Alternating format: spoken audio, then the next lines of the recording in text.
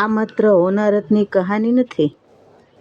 આજે 11 ઓગસ્ટ મોરબીની યાદ આવી ગઈ કે તે દિવસે લોકોને ખબર ન હતી કે હવે પછીનો સમય કેવો આવવાનો છે.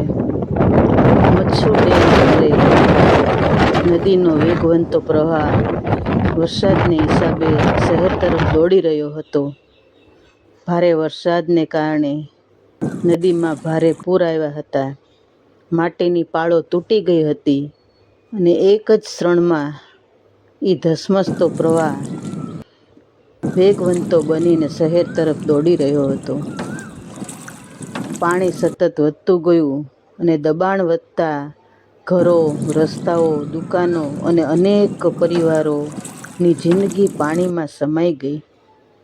પાણી ઉતરી ગયું, પણ મોરબીની આંખોમાંથી આંસુ ક્યારેય ન સુકાયા. મૃત્યુના આંક અંગેના ઐતિહાસિક અંદાજો જોવા મળે છે, પરંતુ એક વાત તો નિશ્ચિત છે કે એ દિવસે અસંખ્ય જિંદગીઓ પોતાનું જીવન ગુમાવ્યું હતું.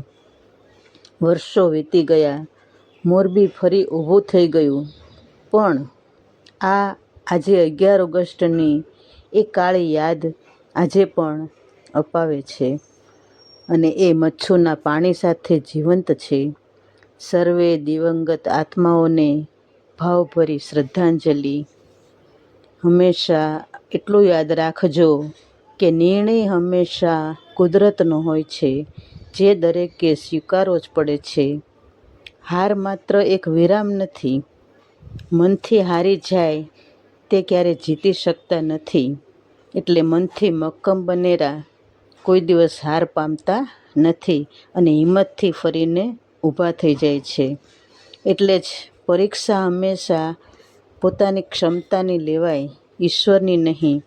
શ્રદ્ધા ઈશ્વર ઉપર રાખો અને ધીરજથી મજબૂત બનો. દરરોજ એક નવી સવાર, નવી તક લઈને આવતી હોય છે. જય શ્રી કૃષ્ણ.